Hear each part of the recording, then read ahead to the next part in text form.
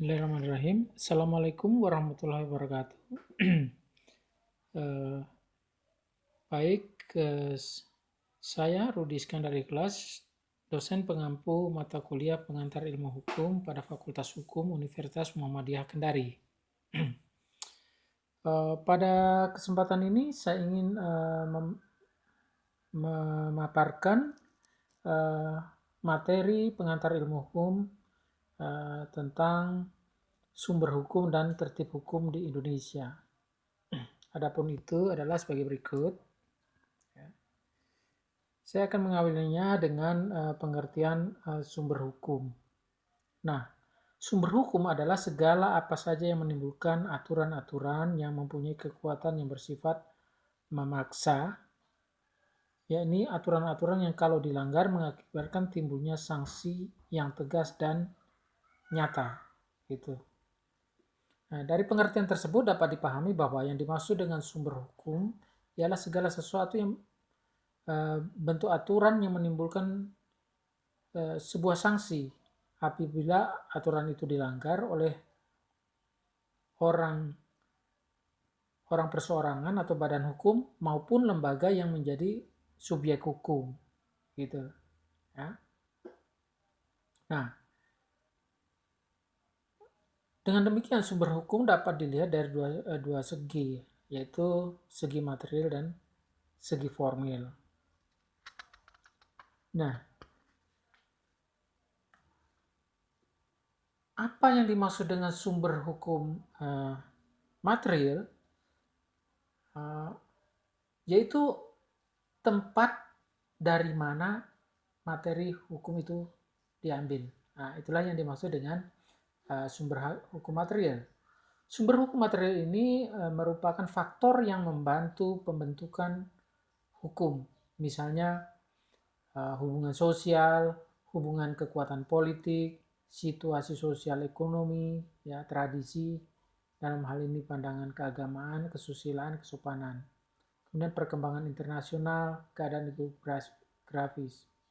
Nah, hal itu merupakan corak yang melandasi di dalam sumber hukum material. Ya.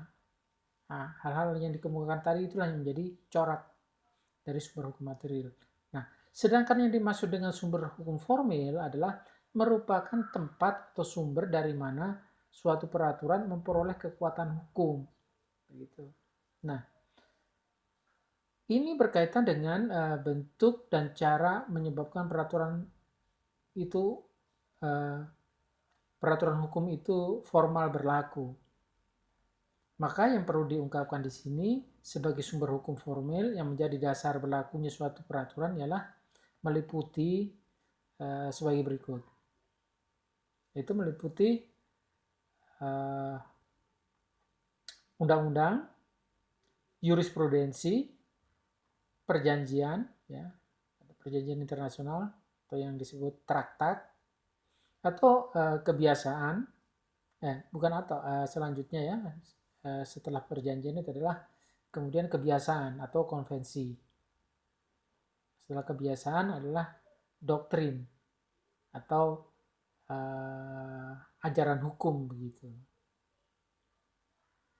Lebih ya. Nah, selanjutnya ini akan diurai lebih lanjut dalam bentuk bentuk-bentuk diulas dalam bentuk-bentuk sumber hukum. Jadi bentuk sumber hukum itu yang meliputi undang-undang, jurisprudensi, perjanjian, kebiasaan, dan doktrin. Nah.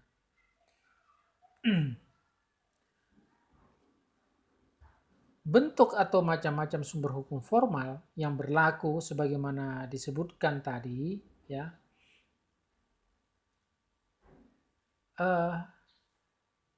untuk penjelasan masing-masing sumber hukum formal akan dijelaskan sebagai berikut. Ya.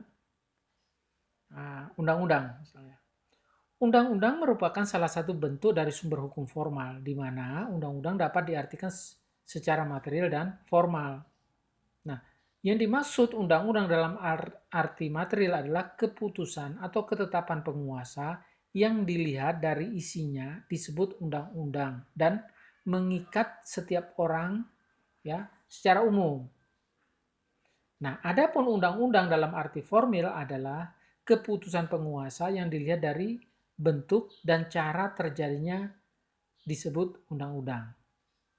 Jadi, untuk membedakan pengertian undang-undang dalam arti formil dan material ialah pada perspektifnya atau sudut pandangnya. Nah, apabila materi undang-undang itu dilihat dari substansinya, ya, maka undang-undang tersebut dalam arti material. Sedang apabila materi undang-undang itu dilihat dari bentuk dan tata cara pembuatannya, maka undang-undang tersebut dalam arti formil. Gitu. Oleh sebab itu, materi dari setiap undang-undang, baik yang mengandung pengertian material maupun formal, harus memiliki dua bagian, yaitu konsideran, ya, atau pertimbangan, dan diktum atau amar. Nah, setiap undang-undang yang sudah menjadi suatu peraturan hukum dengan melalui sebuah proses politik hukum berdasarkan ketentuan yang berlaku, ya, yaitu menyangkut pada pembentukan hukum secara material maupun formal, sebagaimana disebut di atas, harus memiliki dua bagian, yaitu konsideran atau pertimbangan yang bersih pertimbangan-pertimbangan mengapa undang-undang itu dibuat.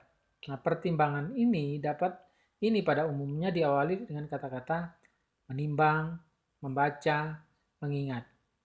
Nah, di samping itu, undang-undang berisi diktum atau amar. Nah, di dalam amar inilah terdapat isi atau pasal-pasal undang-undang. Nah, ada bagian lain yang dicantumkan pada bagian amar yang tidak kurang penting, ya, tidak kalah pentingnya, yang pada umumnya terdapat dalam setiap undang-undang, yaitu ketentuan peralihan. Ketentuan peralihan mempunyai fungsi penting, yaitu mengisi kekosongan dalam hukum, ya, atau vakum, dengan menghubungkan waktu yang lampau dengan waktu yang sekarang. Nah, permasalahan yang muncul biasanya ada kemungkinan undang-undang baru diundangkan, tetapi undang-undang baru tidak mengatur semua hal atau peristiwa yang diatur oleh undang-undang yang lama. Kalau terjadi peristiwa yang diatur oleh undang-undang yang lama tetapi tidak diatur dalam undang-undang yang baru, bagaimana cara mengatasinya? Maka disinilah peranan ketentuan peralihan. Lazimnya ketentuan peralihan itu berbunyi apabila tidak ada ketentuannya, maka berlakulah peraturan yang lama. Selain daripada bagian tersebut yang harus ada pada materi undang-undang setelah diundangkan, maka undang-undang tersebut harus juga memiliki dua hal. Pertama, nomor, kedua, tahun diundangkan. Jadi, undang-undang yang telah diundangkan yang sebelumnya melalui sebuah proses politik hukum tersebut, setelah adanya proses itu, maka undang-undang diberi nomor urut serta tahun. Ya, tahun dikeluarkannya undang-undang tersebut. Nomor urutnya setiap tahun kembali ke nomor 1. Dengan demikian agar diketahui setiap orang dari suatu peraturan hukum, maka undang-undang harus diundangkan atau diumumkan dengan memuatnya dalam lembaran negara. Dengan dimuatnya dalam lembaran negara, maka peraturan perundang-undangan itu mempunyai kekuatan mengikat bagi setiap orang untuk mengakui eksistensinya. Oleh sebab itu, setelah materi undang-undang itu diundangkan dalam lembaran negara, setiap orang dianggap tahu akan undang-undang. Misalnya, orang yang diajukan ke pengadilan karena mencuri ayam tetangganya misalnya, tidak dapat membela diri dengan mengatakan ia tidak mengetahui bahwa mengambil ayam milik tetangga tanpa persetujuan diancam dengan hukum dalam undang-undang. Ketidaktahuan akan undang-undang tidak merupakan alasan pemaaf bagi orang yang melakukan pelanggaran terhadap suatu aturan yang berlaku sesuai dengan asas ignorantia legis excusat neminem. Ya, gitu. Tahu juga ya istilah lainnya disebut fiksi hukum begitu. Jadi orang tidak bisa berdalih kalau sudah melanggar itu dia tidak mengetahui kalau ada undang-undang yang mengatur tentang perbuatan tercela yang dia lakukan itu. Ya. Jadi ketika sebuah undang-undang sudah diundangkan, otomatis mengikat bagi setiap orang. Tidak ada alasan dengan alasan tidak tahu undang-undangnya itu. Ya. Selanjutnya terkait dengan jurisprudensi.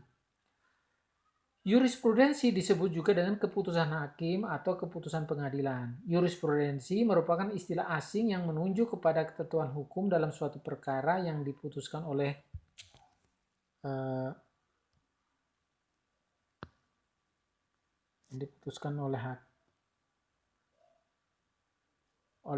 seorang hakim atau pengadilan, di mana jurisprudensi sama artinya dengan jurisprudensi dalam bahasa Belanda atau jurisprudence dalam bahasa Prancis.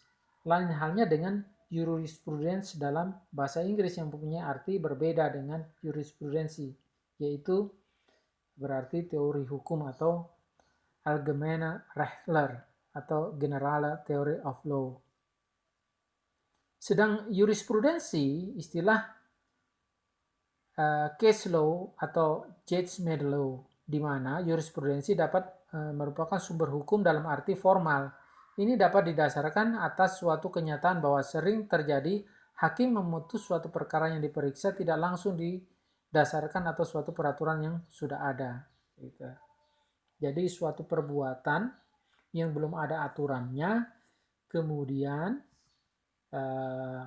diputuskan, perkara tersebut diputuskan oleh hakim. Nah, kemudian ketika tahun berikutnya atau setelah jatuhnya putusan tersebut, ketika ada perbuatan yang sama, ya, hakim berikutnya menjadikan putusan hakim yang terdahulu itu sebagai dasar untuk memutuskan kasus yang baru, begitu. Ya. Demikian.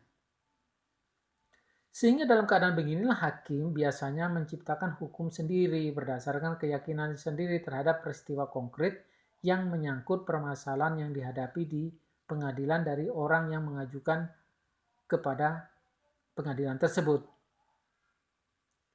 Ya, demikian. Kemudian traktat.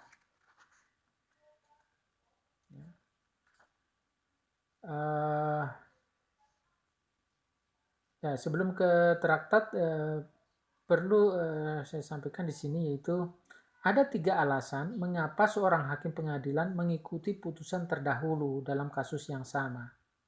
Ya. Pertama, keputusan hakim mempunyai kekuasaan, terutama bila keputusan itu dibuat oleh Mahkamah Agung atau Pengadilan Tinggi. Karena alasan psikologis, maka seorang hakim akan mengikuti putusan hakim lain yang mempunyai kedudukan lebih tinggi. Nah, yang berikutnya, alasan berikutnya adalah karena alasan praktis. Ya. Karena memang undang-undangnya belum ada, tetapi sudah ada putusan hakim yang terdahulu, maka putusan hakim yang terdahulu lah yang diadopsi. Ketiga, artinya sependapat. Hakim mengikuti keputusan hakim lain karena ia sependapat atau menyetujui keputusan hakim lain tersebut. Ya, demikian. Selanjutnya tentang traktat ya. Traktat atau treaty dalam bahasa asingnya adalah suatu perjanjian yang diadakan antara 2 negara atau lebih negara. Atau dengan kata lain, perjanjian antar negara. Bila traktat diadakan hanya 2 negara, maka perjanjian itu disebut bilateral. Sedang kalau diadakan oleh banyak negara, maka perjanjian tersebut disebut perjanjian multilateral. Di mana bila perjanjian multilateral memberi kesempatan kepada negara pada mulanya tidak turut mengadakan, kemudian menjadi pihak, ya, maka perjanjian itu merupakan perjanjian terbuka atau kolektif, seperti piagam PBB. Sedang kalau perjanjian itu tidak memungkinkan negara yang tadinya bukan menjadi pihak yang menjadi pihak, maka perjanjian itu merupakan perjanjian tertutup, di mana hanya dilakukan oleh negara-negara tertentu saja, seperti contoh, ya, traktat tentang dulu ini NATO Nah, itu North Atlantic Treaty Organization tahun 1949 yang ditandatangani oleh Belgia, Inggris, Denmark, Jerman, Yunani, Irlandia, Luxembourg, Belanda, Norwegia, Portugis, Turki, Amerika Serikat, dan Kanada. Apabila traktat itu kekuatan berlaku mengikat, harus melalui prosedur-prosedur tertentu, baik menurut hukum internasional maupun hukum nasional dari negara-negara yang bersangkutan. Disebutkan dalam pandangan Utrecht, ya, disebutkan oleh Utrecht dalam bukunya, mengatakan dalam pembuatan perjanjian antar negara melalui 4 tingkatan atau fase begitu. Yaitu pertama, penetapan. Nah, penetapan dimaksudkan di sini adalah penetapan isi perjanjian oleh utusan atau delegasi pihak-pihak yang bersangkutan dalam konvensinya. Hasil penetapan diberi nama traktat konsep atau perjanjian konsep, ya. Atau konsep verdrag atau konsep overeenkomst, ya. Kemudian fase berikutnya adalah persetujuan masing-masing Dewan Perwakilan Rakyat dari pihak yang bersangkutan. Nah, selanjutnya yang ketiga yaitu ratifikasi atau penegasan oleh masing-masing kepala negara. Sementara yang terakhir adalah pelantikan atau pengumuman. Nah, demikian. Setelah prosedur tadi dilalui, maka traktat itu terbentuk dan berlaku mengikat kepada negara-negara yang bersangkutan. Selanjutnya tentang kebiasaan. Kebiasaan adalah perbuatan manusia yang tetap dilakukan berulang-ulang dalam hal yang sama. Jadi kebiasaan itu bukan hasil putusan dari badan legislatif dalam negara, melainkan kebiasaan merupakan tindakan menurut pola tingkah laku yang tetap, ya, ajek itu terus-menerus, lazim, normal, atau adat dalam masyarakat atau pergaulan hidup tertentu. Sehingga kebiasaan itu walaupun tidak ditentukan oleh pemerintah namun diakui dan ditaati oleh anggota-anggota masyarakat, maka atau oleh karena kebiasaan itu berkali-kali dijalankan dan ditaati, sehingga lambat laun menjadi peraturan yang teguh. Dengan demikian terbentuklah peraturan hukum yang tak tertulis yang disebut hukum kebiasaan atau konvensi. Meskipun hukum kebiasaan ini sinonim dengan hukum adat, ini berarti bahwa hukum kebiasaan tidak sama benar dengan hukum adat. Menurut Supomo tentang perihal keduanya, ya, hukum kebiasaan dan hukum adat itu memiliki persamaan dan perbedaan. Persamaannya adalah bahwa kedua-duanya merupakan jenis hukum yang tidak tertulis, sedang perbedaannya terletak pada asalnya. Hukum kebiasaan yang berasal dari kebiasaan asing seperti hukum wakaf, ya, wakaf berasal dari hukum kebiasaan Islam. Hurkop atau sewa beli dan fidusia, ya, atau penyerahan hak milik dengan kepercayaan, kedua-duanya berasal dari hukum kebiasaan barat yang diresepsikan, artinya diterima ke dalam hukum adat sebagai hukum adat. Perbedaan lainnya adalah hukum kebiasaan itu semuanya tidak tertulis, ya. Hukum kebiasaan semuanya tidak tertulis sebab hukum kebiasaan yang tertulis disebut undang-undang karena sebagian besar undang-undang itu berasal dari hukum kebiasaan, sedang hukum adat itu sebagian terkecil yang tertulis. Misalnya subak di Bali merupakan suatu kebiasaan tertulis yang mengatur masalah pengairan air untuk pengairan ladang dan sawah. Oleh sebab itu, supaya hukum kebiasaan ini ditaati, maka ada dua syarat yang harus dipenuhi. Pertama, yaitu suatu perbuatan yang tetap dilakukan orang. B, adanya keyakinan bahwa perbuatan itu harus dilakukan karena telah merupakan kewajiban. Nah, untuk syarat pertama, ini dimaksud bahwa perbuatan atau tindakan yang semacam dalam keadaan yang sama dan harus selalu diikuti oleh umum. Dalam hal ini harus diketahui bahwa tidak usah seluruh rakyat itu menimbulkan kebiasaan itu hanyalah golongan-golongan orang yang berkepentingan saja. Bahkan yang berada dalam keadaan tertentu dan yang mengikuti suatu hubungan yang tertentu pula, di mana kebiasaan-kebiasaan setempat itu dibentuk oleh penduduk dari tempat itu, seperti kebiasaan dalam lapangan perdagangan dibentuk oleh para pedagang, sedang kebiasaan yang ada dalam bidang sewa menyewa dibentuk oleh si penyewa dengan orang yang menyewa. Adapun syarat kedua, ya, dimaksudkan bahwa harus ada keyakinan hukum daripada golongan orang-orang yang berkepentingan. Keyakinan hukum ini dalam bahasa Latin disebut opinio iuris seu necessitatis. Ya. Dengan demikian, perilaku yang tetap atau ajek berarti merupakan perilaku manusia yang diulang. Perilaku yang diulang itu mempunyai kekuatan yang normatif, mempunyai kekuatan yang mengikat. Karena diulang oleh orang banyak, maka mengikat orang-orang lain untuk melakukan hal yang sama. Karena menimbulkan keyakinan atau kesadaran bahwa hal itu memang patut dilakukan. Keyakinan atau kesadaran itu tidak perlu ada sejak semula, melekat pada kebiasaan. Kalau suatu tingkah laku atau perbuatan itu berlangsung secara ajak, tetap, terulang, akan timbul anggapan bahwa memang demikianlah seharusnya.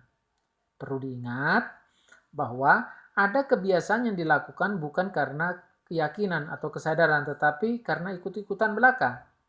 Karena orang lain atau nenek moyang melakukannya tanpa adanya keyakinan bahwa itu patut dilakukan. Pendek kata, yang menjadi tingkah laku itu kebiasaan atau adat adalah kepatutan dan bukan unsur terulang atau ajaknya tingkah laku. Karena dirasakan patut, maka lalu diulang. Patut atau tidaknya itu bukan karena pendapat seseorang, tetapi pendapat masyarakat. Lanjutnya mengenai doktrin. Undang-undang, perjanjian internasional, dan jurisprudensi adalah sumber hukum. Tidak mustahil ketiga sumber hukum itu tidak dapat memberi semua jawaban mengenai hukumnya. Maka hukumnya itu dicari dari pendapat-pendapat para sarjana hukum atau ilmu hukum. Nah, pendapat para sarjana hukum itulah yang merupakan doktrin, di mana doktrin adalah salah satu bagian dari sumber hukum atau tempat hakim dapat menemukan hukumnya, sehingga ilmu hukum adalah sumber hukum. Tetapi ilmu hukum bukanlah hukum karena tidak mempunyai kekuatan mengikat sebagaimana hukum seperti undang-undang. Meskipun tidak mempunyai kekuatan mengikat sebagaimana hukum, namun tidak berarti bahwa ilmu hukum itu tidak mempunyai wibawa. Ilmu hukum mempunyai wibawa karena mendapat dukungan dari para sarjana, seperti dalam jurisprudensi misalnya. Terlihat bahwa hakim sering berpegang pada pendapat seseorang atau beberapa orang sarjana hukum yang terkemuka, terutama dalam penetapan apa yang akan menjadi dasar keputusan-keputusannya. Maka hakim sering mengutip pendapat seorang ahli. Oleh karena itu, tidak jarang ilmu hukum digunakan oleh hakim dalam putusannya sebagai dasar pertimbangan untuk mempertanggungjawabkan putusannya. Kalau ilmu hukum itu dimuat dan dipertahankan dalam putusan pengadilan, maka ilmu hukum itulah adalah hukum. Oleh sebab itu, ilmu hukum dijadikan sebagai sumber hukum. Gitu. Selanjutnya kita akan membahas mengenai struktur peraturan perundang-undangan.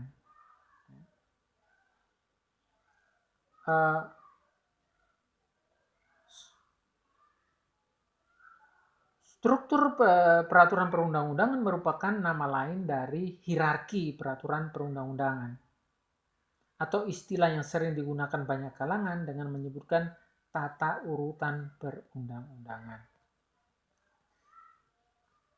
Hal ini dibutuhkan dalam pendasaran hukum berdasarkan tingkatannya sebagai landasan sistem hukum, di mana dalam rangka penerapan sistem hukum nasional, maka penentuan hierarki peraturan perundang-undangan sangat dibutuhkan dan tidak dapat ditinggalkan karena hierarki tersebut merupakan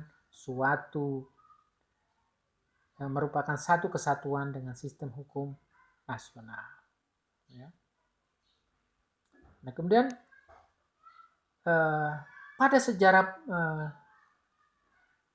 politik hukum Indonesia menyangkut sistem hukum nasional, ya, dapat digolongkan menjadi beberapa fase pasca kemerdekaan, ya, yaitu fase Orde Lama, fase Orde Baru, dan fase Orde Reformasi. Dari pembagian fase tersebut juga berpengaruh dalam sistem hukum yang dianut, terutama terhadap struktur peraturan perundang-undangan. Gitu. Ya. Kemudian pembagian masa berlakunya Undang-Undang Dasar 45 sebagai dasar hukum bernegara Republik Indonesia, ya, di mana pemberlakuan Undang-Undang Dasar 45 sebagai dasar negara dapat dikelompokkan dalam dua bagian. Ya. Bagian pertama itu masa berlakunya Undang-Undang 1945 sebelum Dekret Presiden 5 Juli tahun 59. Kedua, masa berlakunya Undang-Undang 1945 setelah Dekret Presiden 5 Juli tahun 59. Di mana pada masa setelah Dekret Presiden tersebut dalam pemberlakuan kembali Undang-Undang Dasar 45 terjadi perbedaan antara Undang-Undang Dasar 45 sebelum amandemen, ya, antara tahun 1959 dan Undang-Undang Dasar 1945 pasca amandemen tahun 1999 sampai dengan 2002. Dari dua pembagian tersebut, maka sudah dapat diklasifikasikan terhadap penggolongan sistem hukum nasional yang berlaku berdasarkan ketentuan tersebut. Ya. Masa sebelum Dekret Presiden 5 Juli 59 itu ada 3 fase lagi. Yang masa berlakunya Undang-Undang Dasar 45 tahun 145 sampai dengan 50. Kemudian masa berlakunya Konstitusi RIS tahun 49. Kemudian masa berlakunya Undang-Undang Dasar Sementara tahun 1950. Nah, masa berlakunya Undang-Undang Dasar 45, ya, dari tahun 145 sampai tahun 1950, ya, itu bentuk peraturan perundang-undangannya dikeluarkan oleh pemerintah pusat. Bentuknya berupa, ya, A, itu undang-undang. Nah, undang-undang yang dimaksud di sini adalah peraturan atau ketetapan yang dibuat oleh Presiden dengan persetujuan DPR berdasarkan pasal 5 ayat 1 dan pasal 20 ayat 1 Undang-Undang Dasar 1945. Ya.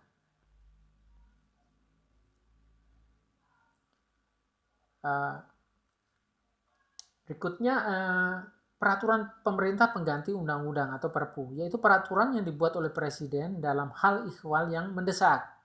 Hal ini didasarkan pada pasal 22 Undang-Undang Dasar 1945. Bentuk yang ketiga adalah peraturan pemerintah, yaitu peraturan yang dibuat Presiden sendiri untuk melaksanakan undang-undang berdasarkan pasal 5 ayat 2 Undang-Undang Dasar 1945. Masa berlakunya Konstitusi RIS, ya, bentuk peraturan perundang-undangan yang disebut ke dalam Konstitusi RIS itu adalah pertama Undang-Undang Federal, yaitu bentuk peraturan atau ketentuan yang dibuat oleh negara federal. Ada dua jenis undang-undang federal, yaitu undang-undang federal yang dibuat oleh pemerintah bersama-sama dengan DPR dan Senat. Sekedar hal itu mengenai peraturan-peraturan tentang hal-hal yang khusus mengenai satu, beberapa, atau semua daerah bagian atau bagian-bagiannya, ataupun yang khusus mengenai perhubungan antara RIS, ya, Republik Indonesia Serikat, dan daerah-daerah yang tersebut dalam pasal 2 Konstitusi RIS. Yang kedua, undang-undang federal yang dibuat oleh pemerintah bersama DPR federal. Undang-undang ini mengatur persoalan-persoalan selebihnya, ya, sesuai pasal 127 huruf B Konstitusi RIS. Ya. Kemudian perundangan lainnya menurut Konstitusi RIS adalah Undang-Undang Darurat Federal, yaitu peraturan atau ketetapan yang dibuat oleh pemerintah sendiri dalam hal ihwal yang mendesak. Hal ini berdasarkan pasal 139 Konstitusi RIS. Nah, yang berikutnya adalah peraturan pemerintah federal, yaitu peraturan atau ketetapan yang dibuat oleh pemerintah berdasarkan undang-undang, ya, pasal 14 Konstitusi RIS. Kemudian masa berlakunya Undang-Undang Dasar sementara. Berdasarkan bentuk-bentuk peraturan yang dikeluarkan oleh pemerintah atau penguasa pada masa Undang-Undang Dasar sementara tahun 1950 ialah pertama, undang-undang, yaitu bentuk peraturan atau ketetapan-ketetapan yang dibuat oleh pemerintah bersama-sama dengan DPR berdasarkan pasal 89 Undang-Undang Dasar sementara tersebut. Kemudian ada undang-undang darurat, yaitu suatu peraturan yang dibuat oleh pemerintah sendiri dalam hal ihwal yang mendesak. Itu berdasarkan Undang-Undang Dasar sementara pasal 96. Selanjutnya, hierarki selanjutnya menurut Undang-Undang Dasar sementara adalah peraturan pemerintah, yaitu suatu bentuk peraturan yang dibuat oleh pemerintah sendiri untuk melaksanakan lebih lanjut pasal 98 Undang-Undang Dasar sementara. Nah, kemudian pembagian masa berlakunya Undang-Undang Dasar 45 yang kedua adalah masa sesudah dekrit Presiden tanggal 5 Juli tahun 59. Itu ada dua, yaitu masa berlakunya Undang-Undang Dasar 45 sebelum amandemen, ya, antara tahun 59 sampai dengan 988. Yang kedua, masa berlakunya pasca amandemen tahun 1999 sampai sekarang. Jadi, mengenai pemberlakuan sistem hukum yang menyangkut tata urutan perundang-undangan berdasarkan Undang-Undang Dasar 45 sebelum amandemen, di masa berlakunya itu diterapkan masa pemerintah Orde Baru. Ya. Karena kita melihat lebih jauh tentang bentuk-bentuk peraturan perundangan Republik Indonesia saat itu telah diatur atau ditetapkan sedemikian rupa, sehingga ya, tidak hanya terbatas pada bentuknya saja, tetapi juga ditetapkan pula tata urutan atau hierarki daripada peraturan perundang-undangan tersebut, yaitu dalam ketetapan MPRS nomor 20 garing MPRS garing 1966 tentang Memorandum Dewan Perwakilan Rakyat Gotong Royong atau DPRGR mengenai sumber tertib hukum Republik Indonesia dan tata urutan peraturan perundang-undangan Republik Indonesia, di mana pemberlakuannya dari ketentuan itu dikuatkan oleh ketetapan MPR nomor 5 garis miring MPR tahun 1979, yaitu sebagai berikut. Ya, hierarkinya pertama, atau saya sebut saja A. A adalah Undang-Undang Dasar 1945. B. Ketetapan MPR. C.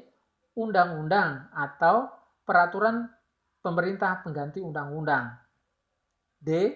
Peraturan pemerintah. E. Keputusan presiden. F.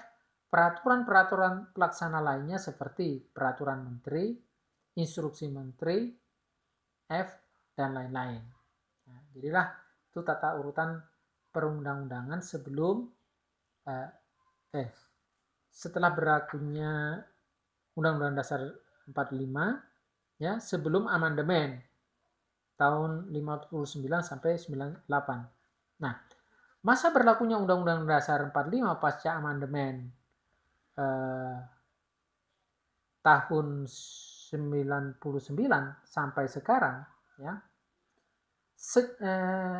kurang lebih 30 tahun pelaksanaan pemerintahan negara Republik Indonesia di bawah pemerintahan Orde Baru yang berdasarkan Undang-Undang Dasar 45 sebelumnya, amandemen yang mencoba dijalankan secara murni dan konsekuen itu pada perjalanannya mengalami pergeseran dari ketentuan Undang-Undang Dasar 45 yang menghendaki kehidupan penyelenggaraan negara yang secara demokratis karena terjadinya penyalahgunaan kekuasaan dari ketentuan Undang-Undang Dasar 45 itu. Kemudian pada akhirnya memunculkan gerakan reformasi yang menghendaki adanya perubahan Undang-Undang Dasar 45 dalam pengaturan kehidupan bernegara.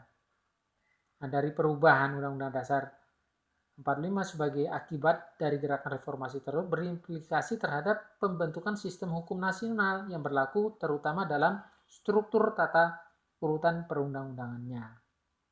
Nah, tata urutan perundang-undangannya yang berlaku saat ini, ya, sekarang ini dalam kehidupan kita itu mengacu pada pasal 7 ayat 1 Undang-Undang Nomor 11 tahun 2012 tentang pembentukan perundang-undangan. Nah, pasal 7 ayat 1 itu hierarkinya disebutkan demikian. Pertama, atau saya sebut A. A adalah Undang-Undang Dasar 45. B. Ketetapan MPR.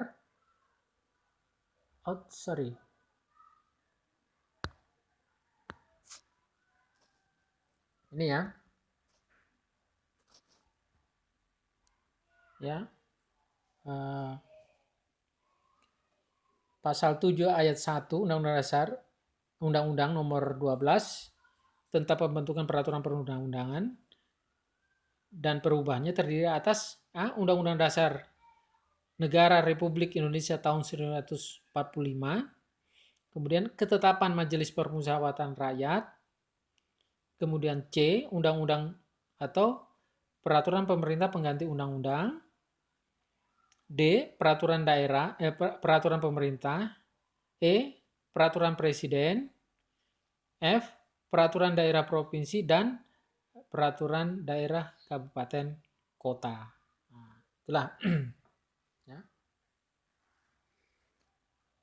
yang kita pahami sekarang, ya, hierarki perundang-undangan, tata urutan perundang-undangan. Selanjutnya mengenai asas-asas dalam pengaturan perundang-undangan. Ya. Adanya pembuatan atau pembentukan peraturan perundang-undangan yang masih simpang siur memperlihatkan bahwa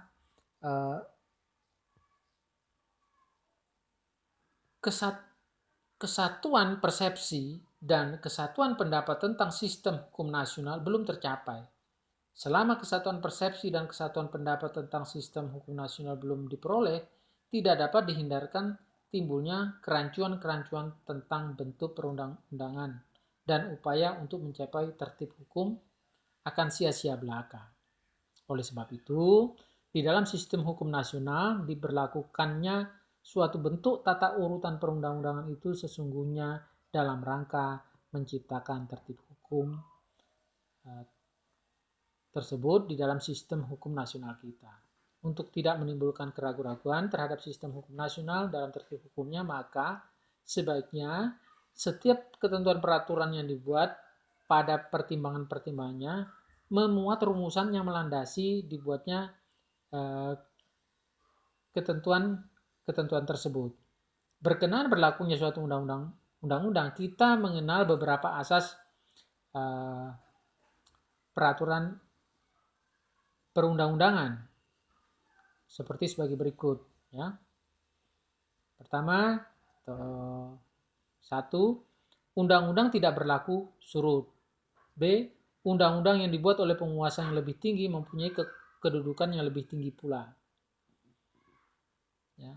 3. Undang-undang yang bersifat khusus mengesampingkan undang-undang yang bersifat umum. Kemudian 4. Undang-undang yang berlaku kemudian membatalkan undang-undang yang terdahulu, atau yang mengatur hal tertentu yang sama.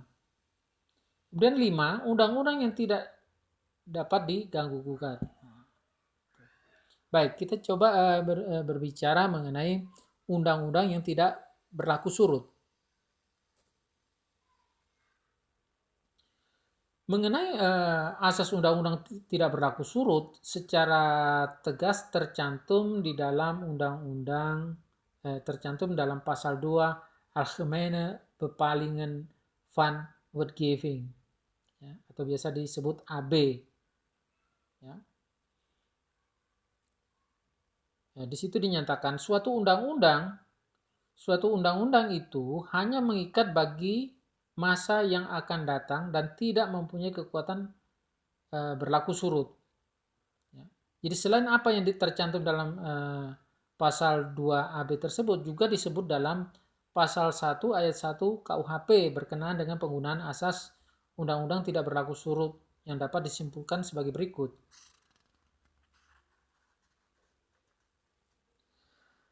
Ya. Tiada suatu perbuatan yang dapat dipidana kecuali atas kekuatan aturan pidana dalam perundang-undangan yang telah ada sebelum perbuatan itu dilakukan. Dari bunyi pasal 1 ayat 1 KUHP dapat dipahami bahwa suatu undang-undang hanya dapat diterapkan terhadap perbuatan yang terjadi sesudah peraturan atau undang-undang itu berlaku. Atau dengan kata lain bahwa undang-undang tidak berlaku surut. Nah, itulah yang dimaksud undang-undang tidak berlaku surut. Asas berikutnya adalah undang-undang yang lebih tinggi, ya, mengalahkan undang-undang yang lebih rendah. Asas ini merupakan konsekuensi dari adanya hierarki dalam peraturan perundang-undangan. Oleh karena itulah, maka tata urutan perundang-undangan, ya, pernah disebutkan di dalam ketetapan MPRS nomor 20 MPRS tahun 66 yang diperkuat dengan ketentuan MPR nomor 5 tahun 73 di mana telah diubah dengan ketentuan ketetapan MPR nomor 3 tahun 2000. Ya. Hierarki tersebut adanya konsekuensi hukum tidak tertulis, yaitu undang-undang dibuat oleh penguasa yang lebih tinggi kedudukannya mempunyai kedudukan yang lebih tinggi pula. Undang-undang yang lebih rendah, ya, tidak boleh bertentangan dengan undang-undang yang lebih tinggi. Undang-undang yang lebih tinggi tidak dapat dirubah atau dihapus oleh undang-undang peraturan yang lebih rendah kedudukannya. Kecuali dalam suatu hal peraturan yang lebih rendah dapat meniadakan peraturan yang lebih tinggi. Jika ada yang disebut dengan istilah Belanda delegasi van wetgevende bevoegdheid, artinya pemberian kuasa terutama tentang kewenangan perundang-undangan. Selanjutnya undang-undang yang bersifat khusus, ya. Undang-undang yang bersifat khusus itu mengesampingkan undang-undang yang bersifat umum. Ini ada kekurangan dalam slide-nya, ya, tapi kita teruskan saja. Jadi meskipun tidak ada di slide, ya, asas yang undang-undang khusus mengesampingkan undang-undang yang berlaku umum. Ya, asas ini sering dikenal dengan adagium lex specialis derogat legi generalis, artinya undang-undang yang khusus diutamakan daripada undang-undang yang bersifat umum. Ini dimaksud bahwa tingkat yuridisnya ialah jika suatu hal tertentu diatur oleh aturan yang bersifat umum dan juga diatur oleh undang-undang yang bersifat khusus, maka yang diperlukan atau yang diberlakukan, ya, adalah peraturan yang bersifat khusus tersebut. Kemudian undang-undang yang berlaku kemudian, ya. Undang-undang yang berlaku kemudian membatalkan undang-undang yang terdahulu. Yang undang-undang yang lama dikesampingkan oleh undang-undang yang baru. Sederhananya seperti itu.